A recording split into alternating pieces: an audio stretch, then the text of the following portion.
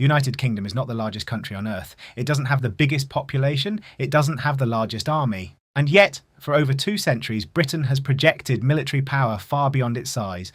From wooden warships ruling the seas, to nuclear submarines hiding beneath them, the United Kingdom has built a military identity around reach, precision, and global presence. But in 2026, what does British military power really look like? Is it still a global force, or a legacy living on reputation? To understand the modern British military, you have to understand its foundation. For centuries, Britain was a maritime empire. The Royal Navy wasn't just a branch of the military, it was the backbone of global dominance. At its height, the British Empire controlled nearly a quarter of the world's landmass. Trade routes, colonies, naval bases, all protected by fleets that ruled the oceans.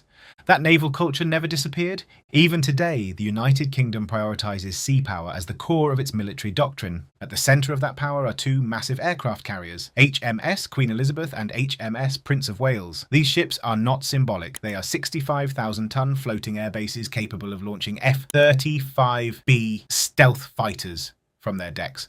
Unlike older carriers that rely on catapults, these ships use a ski jump ramp to launch short takeoff jets. It's a design choice that reflects British doctrine, flexible, rapid deployment, and integrated with allies. Because the UK rarely operates alone. British military strategy is built around alliances, especially NATO. In fact, the United Kingdom is one of NATO's most capable members. Its forces are structured to deploy quickly alongside the United States and European partners. Interoperability is built into its command systems, aircraft, naval communications, and special forces coordination.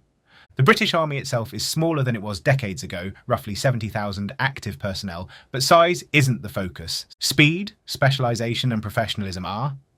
British soldiers train heavily for expeditionary operations, desert warfare, Arctic conditions, urban combat, counter-insurgency. The UK's military doctrine assumes it may need to operate anywhere on the globe with limited warning.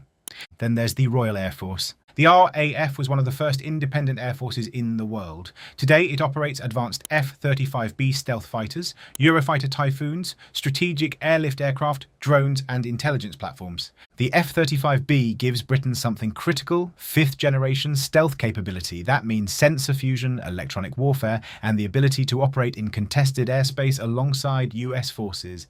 In a modern conflict scenario, British jets wouldn't be fighting alone. They would be part of a larger integrated force.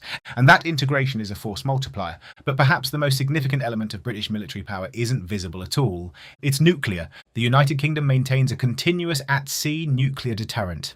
That means at least one Vanguard-class submarine is always hidden somewhere beneath the ocean, armed with Trident 2D5 ballistic missiles. No one knows exactly where those submarines are. That uncertainty is the point. Britain's nuclear doctrine is based on deterrence through ambiguity.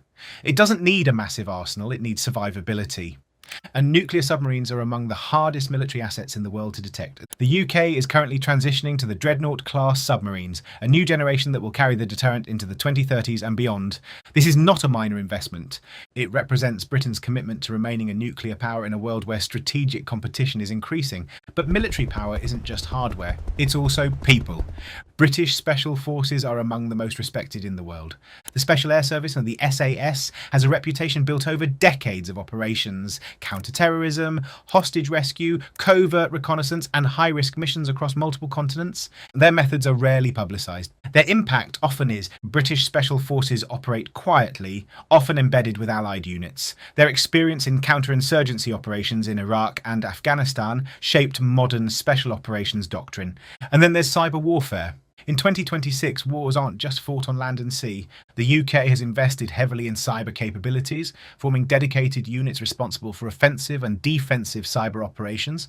Protecting infrastructure, countering foreign interference, and maintaining digital dominance are now core components of national defence. Because modern threats don't always arrive in uniform, they arrive through networks. Despite these strengths, Britain faces real challenges. Defence budgets are finite, equipment modernisation is expensive, personnel recruitment has fluctuated, critics argue the army is too small for sustained large-scale land conflict. Others argue Britain's strength has always been quality over quantity. The UK's military isn't built to invade continents alone. It's built to deploy rapidly, integrate seamlessly, and punch above its weight. Geography plays a role too. As an island nation, Britain has natural defensive advantages. Any direct attack would require naval or air superiority first. That gives the UK strategic breathing room, but its interests extend far beyond its shores. British naval patrols operate in the North Atlantic, the Mediterranean, the Indo-Pacific. Carrier strike groups have sailed through contested waters, signalling commitment to freedom of navigation. That global presence matters. It reassures allies. It signals capability, it reinforces deterrence, and deterrence ultimately is the goal. The United Kingdom does not seek large-scale war. It seeks stability through credible force. In recent years, British forces have increased cooperation with Indo-Pacific allies, recognising shifting global power dynamics.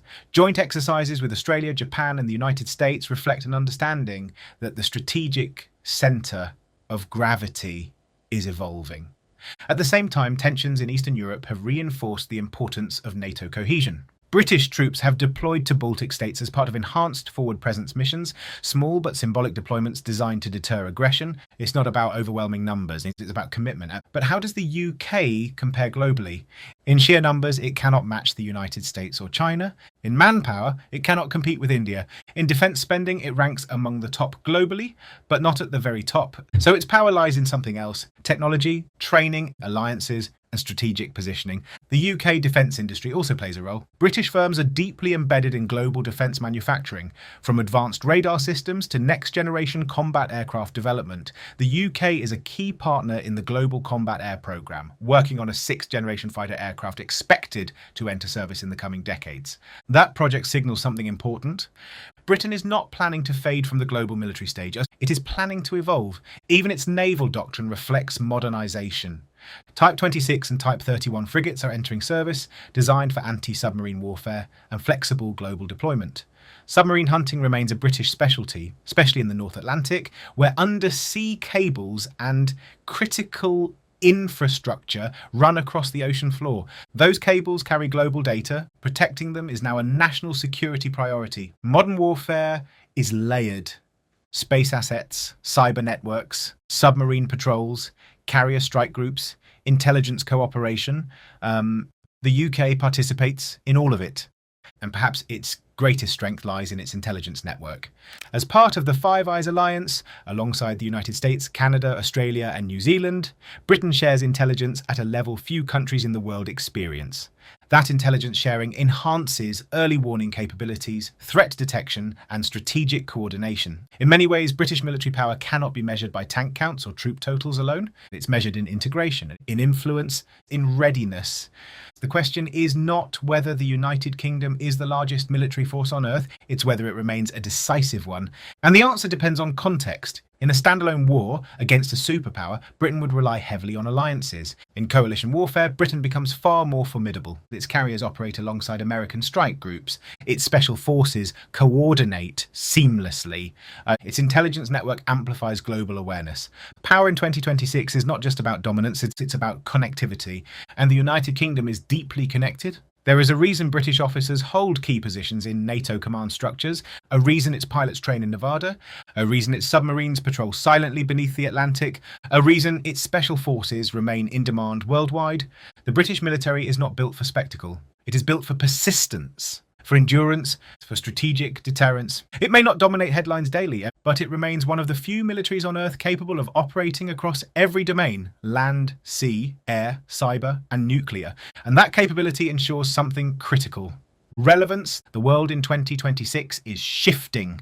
Rivalries are intensifying and alliances are being tested. Technology is accelerating, and through it all, the United Kingdom continues to adapt, balancing legacy with modernisation. It is no longer an empire, but it is still a power. And in modern warfare, power is not just measured by size. It is measured by capability, credibility, and commitment. The United Kingdom still has all three.